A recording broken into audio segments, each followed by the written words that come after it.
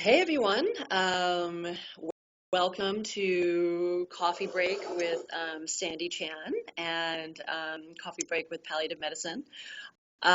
So I wanted to just introduce my coffee. This is my coffee I drink every day, and I make it in a little Chemex drip filter. And it grounds me for the day because basically I have to wait for my coffee to brew. So I brewed my coffee and I'm ready to do this coffee break with you guys this morning. So thank you for being here and for taking this course. It's just very exciting that there's so many people who are involved and interested.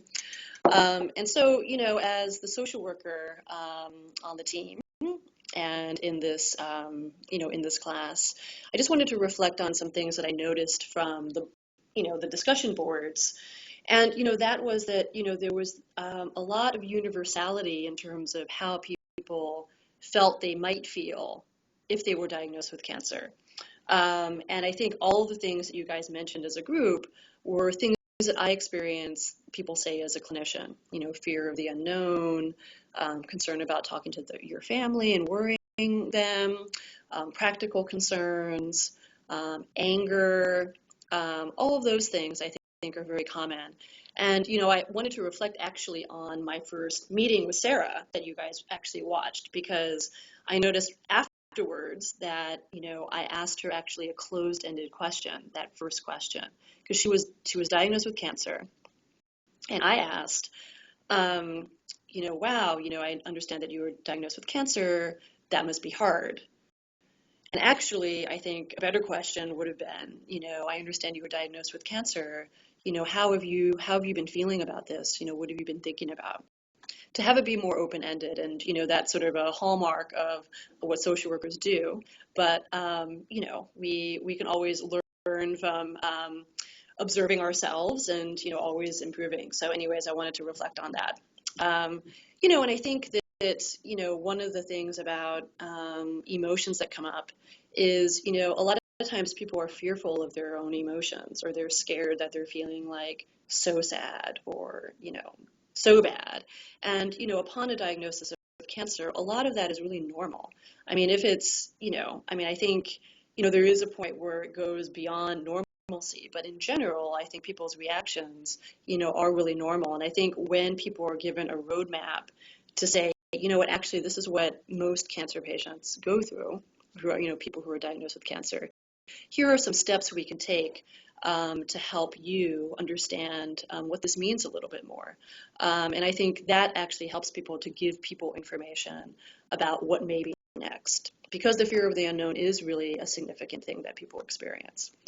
And I always think too, it's like, even though I've been doing this for a while, I actually don't know how I would react if I was diagnosed with cancer. I'm sure all those things that I mentioned or other emotions would come up. But, that's why I think individual assessment and asking and not assuming how people feel is really important. So actually, the palliative medicine team does individual assessments of patients every time they come to clinic, which is really great. We have this standardized assessment we do called the ESAS, the Edmonton Symptom Assessment, and the CPC, the Canadian Problem Checklist. And we try to do that with every patient. So we get a sense of actually how people are doing every time and try to address those things.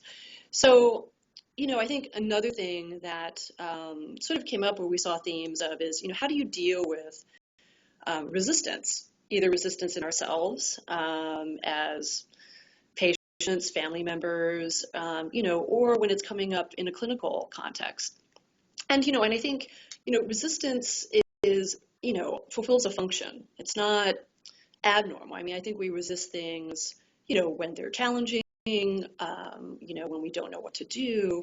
So, people resist or decline resources for whatever reason.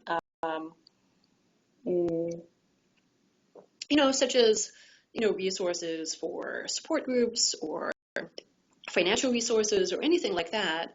I think I try to, reflect on, the things that they've told me that are hard. So if they're telling me, it's really hard for me to be able to get to transportation to and from appointments, or it's really difficult for me to, talk to my family about this, then I'll offer things to hopefully address those things that they think is important, and hopefully when they're ready, people will be open. But it's also just, talking about it on each visit, just saying this is still available to you, and I think, I also tend to be the kind of social worker that honors people's resistance in general, just because I think that it's there for a reason, and I'm there to support them. And if they change their mind, I'm always here. And another thing that I see too, I think in the work that I do, is that there's a lot of differences between the way a patient is coping often and the way a spouse or caregiver is coping or their family is coping. Like how much the patient wants to talk about things versus how much the family member wants to talk about things. And if those things aren't in sync, then obviously those things become very, very, very challenging. So oftentimes I will actually individually talk with the patient, then individually talk with the spouse. And I think if the patient wants to talk to the family and the family is not interested, or they're saying they don't want to talk about those things, then I actually try to facilitate a family meeting to or ask them if they would appreciate a family meeting to be able to talk about those things as a group. So I really focus my work on the goals of the patient, or what is most important to the patient.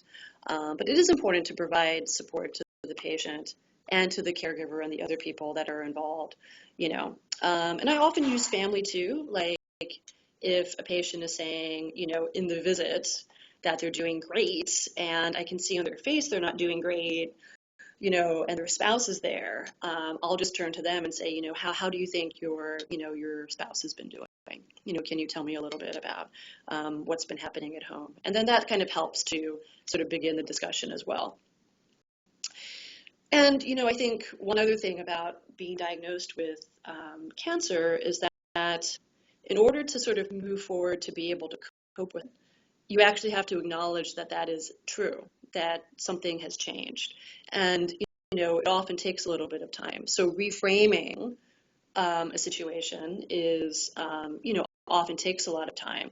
And I try to reframe things around what is it most important for the patient to be able to maintain, and what is it that they want to focus on, and, I had one patient who, she was a nurse actually, and, she also did a lot of writing.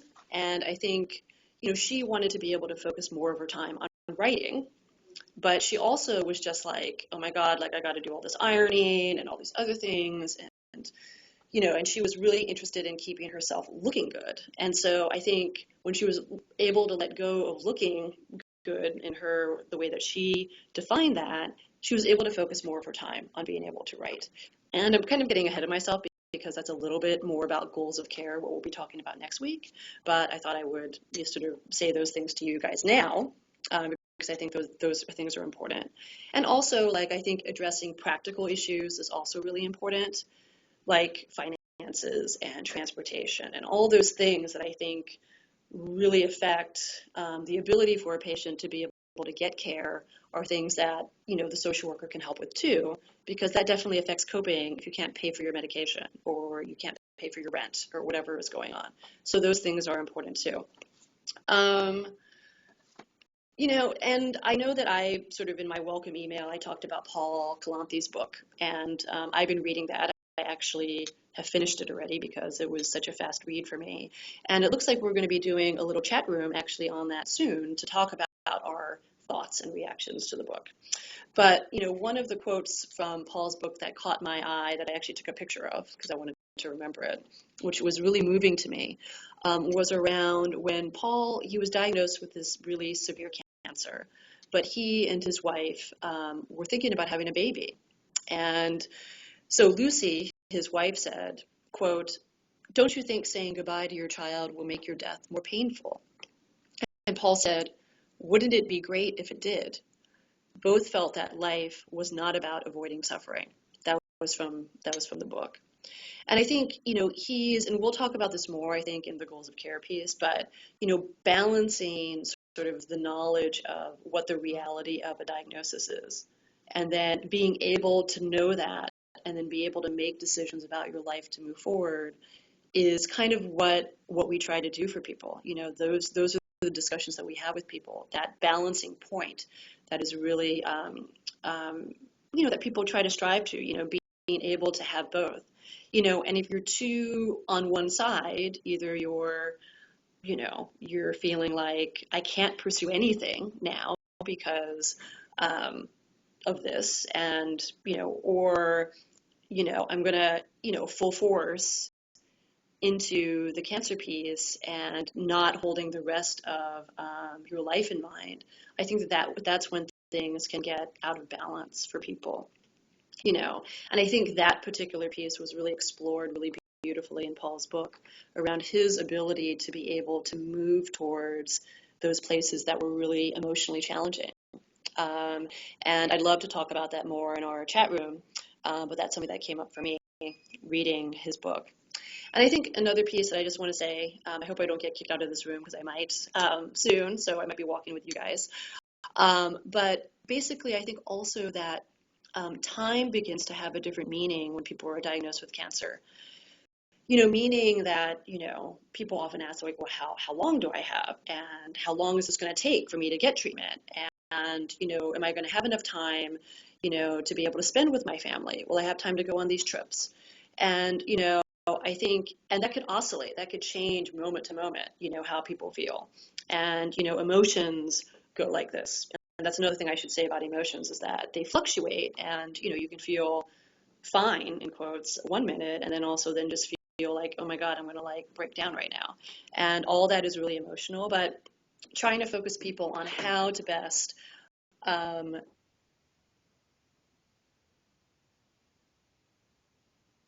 utilize their time. Out of the room soon. So because of that, I am going to end here.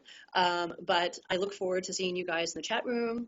Feel free to blog or post about anything that came up from this coffee break that might be helpful, that you might want to ask me. But I'm really happy you guys are all taking this course, and it was great to meet you all, and hopefully this has all been helpful. So thanks again, and we'll be chatting soon. All right, bye-bye.